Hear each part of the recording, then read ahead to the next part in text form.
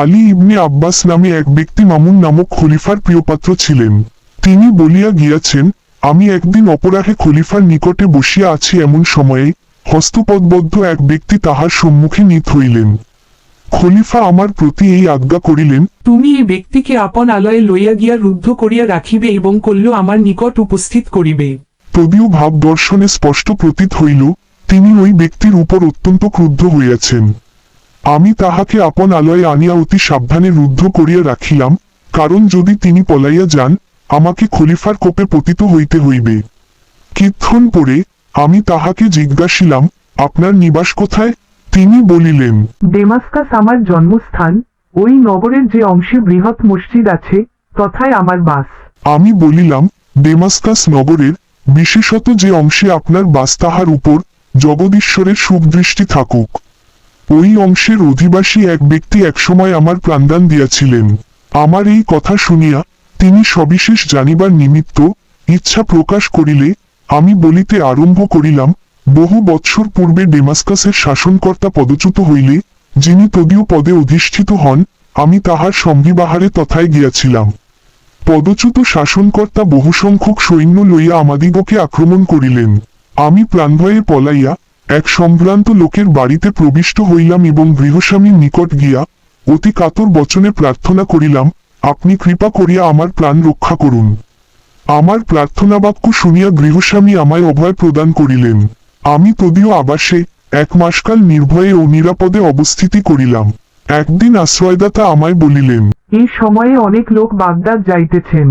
স্বদেশে প্রতিগমনের পক্ষে আপনি ইহা অপেক্ষা অধিক সুবিধার সময় পাইবেন না। আমি সম্মত হইলাম। আমার সঙ্গে কিছুমাত্র অর্থ ছিল না, লজ্জাবশত আমি তাহার নিকট সে কথা ব্যক্ত করিতে পারিলাম না। তিনি আমার আকার প্রকার দর্শনে তাহা বুঝিতে পারিলেন, কিন্তু তৎকালে কিছু না বলিয়া মৌনালম্বন করিয়া রহিলেন। তিনি আমার জন্য যে সমস্ত উদ্যোগ করিয়া রাখিয়াছিলেন, প্রস্থান দিবসে তাহা দেখিয়া আমি বিস্ময়াপন্ন হইলাম। একটি উৎকৃষ্ট অশ্ব সুসজ্জিত হইয়া আছে, আর একটি অশ্বের পৃষ্ঠে খাদ্যসামগ্রী স্থাপিত হইয়াছে, আর পথে আমার পরিচর্যা করিবার নিমিত্ত একটি ভৃত্য প্রস্থানার্থে প্রস্তুত হইয়া রহিয়াছে।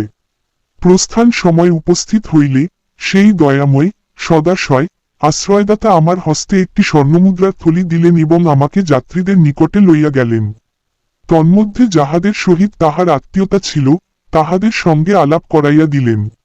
আমি আপনকার বসতি স্থানে এই সমস্ত উপকার প্রাপ্ত হইয়াছিলাম। এ জন্য পৃথিবীতে যত স্থান আছে ওই স্থান আমার সর্বাপেক্ষা প্রিয়। এই নির্দেশ করিয়া দুঃখ প্রকাশপূর্বক আমি বলিলাম, আক্ষেপের বিষয় এই, আমি এ পর্যন্ত সেই দয়াময় আশ্রয়দাতার কখনো কোনো উদ্দেশ্য পাইলাম না। যদি তাহার নিকট কোনো অংশে কৃতজ্ঞতা প্রদর্শনের অবসর পাই, তাহা হইলে মৃত্যুকালে আমার কোনো ক্ষোভ থাকে না। এই কথা শুনিবা মাত্র তিনি অতিশয় আহ্লাদিত হইয়া বলিলেন, আপনার মনস্কাম পূর্ণ হইয়াছে। আপনি যে ব্যক্তির উল্লেখ করিলেন সেই এই হতভাগ্যই আপনাকে এক মাসকাল আপন আলয়ে রাখিয়াছিল। তাহার এই কথা শুনিয়া আমি চমকিয়া উঠিলাম। সবিশেষ অভিনিবেশ সহকারে কিক্ষণ নিরীক্ষণ করিয়া তাহাকে চিনিতে পারিলাম। আহ্লাদে পুলকিত হইয়া অশ্রুপূর্ণ নয়নে আলিঙ্গন করিলাম। তাহার হস্ত ও পদ হইতে লৌহশৃঙ্খল খুলিয়া দিলাম এবং কি দুর্ঘটনাক্রমে তিনি খলিফার কোপে পতিত হইয়াছেন, তাহা জানিবার নিমিত্তে নিতান্ত ব্যগ্র হইলাম। তখন তিনি বলিলেন, কতিপয় নিজ প্রকৃতির লোক ঈর্ষাবশত শত্রুতা করিয়া খলিফার নিকট আমার উপর উৎকট দোষারোপ করিয়াছে। তজ্জন্য তদীয় আদেশক্রমে হঠাৎ অবরুদ্ধ ও এখানে আনিত হইয়াছি। আসিবার সময় স্ত্রী, পুত্র, কন্যাদিগের সহিত দেখা করিতে দেয় নাই। বোধ করি আমার প্রাণদণ্ড হইবে। অতএব আপনার নিকট বিনীত বাক্যে প্রার্থনা এই, আপনি অনুগ্রহ করিয়া আমার পরিবারবর্গের নিকট এই সংবাদ পাঠাইয়া দিবেন। তাহা হইলে আমি যথেষ্ট উপকৃত হইব। তাহার এই প্রার্থনা শুনিয়া আমি বলিলাম, না না, আপনি এক মুহূর্তের জন্য প্রাণনাশের আশঙ্কা করিবেন না। আপনি এই মুহূর্ত হইতে স্বাধীন। এই বলিয়া পাথেয়স্বরূপ সহস্র স্বর্ণমুদ্রার একটি থলি তাহার হস্তে দিয়া বলিলাম, আপনি অবিলম্বে প্রস্থান করুন এবং স্নেহাস্পদ পরিবারবর্গের সহিত মিলিত হইয়া সংসার যাত্রা সম্পন্ন করুন। আপনাকে ছাড়িয়া দিলাম, এ জন্য আমার ওপর খলিফার মর্মান্তিক ক্রোধ ও দেশ জন্মিবে, তাহাতে সন্দেহ নাই। কিন্তু যদি আপনার প্রাণ রক্ষা করিতে পারি, তাহা হইলে সেজন্য আমি অনুমাত্র দুঃখিত হইব না। আমার প্রস্তাব শুনিয়া তিনি বলিলেন, আপনি যাহা বলিতেছেন আমি কখনোই তাহাতে সম্মত হইতে পারিব না। আমি এত নিচাশয় ও স্বার্থপর নহি যে কিছুকাল পূর্বে যে প্রাণের রক্ষা করিয়াছি আপন প্রাণরক্ষার্থে এক্ষণে সেই প্রাণের বিনাশের কারণ হইব। তাহা কখনো হইবে না। যাহাতে খলিফা আমার ওপর অক্রোধ হন, আপনি দয়া করিয়া তাহার যথোপযুক্ত চেষ্টা দেখুন, তাহা হইলেই আপনার প্রকৃত কৃতজ্ঞতা প্রদর্শন করা হইবে। যদি আপনার চেষ্টা সফল না হয়, তাহা হইলেও আমার কোনো ক্ষোভ থাকিবে না। পরদিন প্রাতঃকালে আমি খলিফার নিকট উপস্থিত হইলাম। তিনি জিজ্ঞাসা করিলেন, সে লোকটি কোথায়, তাহাকে আনিয়াছ? এই বলিয়া তিনি ঘাতককে ডাকাইয়া প্রস্তুত হইতে আদেশ দিলেন। তখন আমি তাহার চরণে পতিত হইয়া বিনীত ও কাতর বচনে বলিলাম, ধর্মাবতার, ওই ব্যক্তির বিষয়ে আমার কিছু বক্তব্য আছে। অনুমতি হইলে সবিশেষ সমস্ত আপনকার গোচর করি। এই কথা শুনিবামাত্র তাহার কোপানল প্রজ্বলিত হইয়া উঠিল। তিনি রোষারক্ত নয়নে বলিলেন, আমি শপথ করিয়া বলিতেছি, যদি তুমি তাহাকে ছাড়িয়া দিয়া থাকো, এই দণ্ডে তোমার প্রাণদণ্ড হইবে। তখন আমি বলিলাম, আপনি ইচ্ছা করিলে এই মুহূর্তে আমার ও তাহার প্রাণদণ্ড করিতে পারেন, তাহার সন্দেহ কি? কিন্তু আমি যে নিবেদন করিতে ইচ্ছা করিতেছি, কৃপা করিয়া তাহা শুনিলে আমি চরিতার্থ হই। এই কথা শুনিয়া খলিফা উদ্ধত বচনে বলিলেন, কি বলিতে চাও, বলো।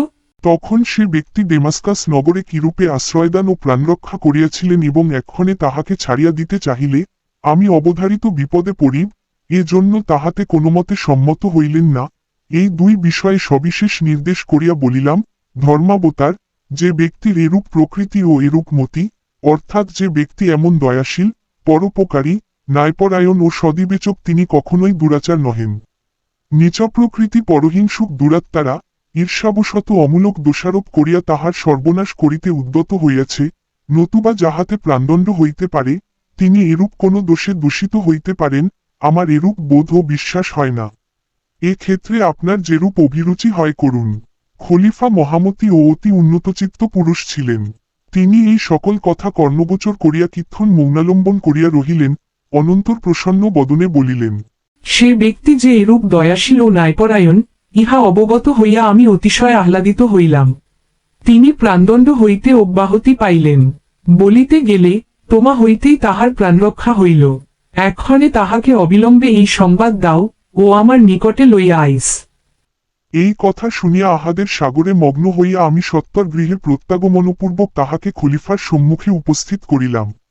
খলিফা অবলোকন মাত্র প্রীতি প্রফুল্ললোচনে সাদর বচনে সম্ভাষণ করিয়া বলিলেন, তুমি যে এরূপ প্রকৃতির লোক, তাহা আমি পূর্বে অবগত ছিলাম না। দুষ্টমতি দুরাচারদিগের বাক্য বিশ্বাস করিয়া অকারণে তোমার প্রাণদণ্ড করিতে উদ্যত হইয়াছিলাম। এক্ষণে ইহার নিকটে তোমার প্রকৃত পরিচয় পাইয়া সাতিশয় প্রীতিপ্রাপ্ত হইয়াছি। আমি অনুমতি দিতেছি, তুমি আপন আলয়ে প্রস্থান করো। এই বলিয়া খলিফা তাহাকে মহামূল্য পরিচ্ছদ, সুসজ্জিত 10 অশ্ব, 10 খচ্চর, 10 উষ্ট্র উপহার দিলেন এবং ডেমাস্কাসের রাজপ্রতিনিধির নামে এক অনুরোধপত্র ও পাথেয় স্বরূপ বহুসংখ্যক অর্থ দিয়া তাহাকে বিদায় করিলেন।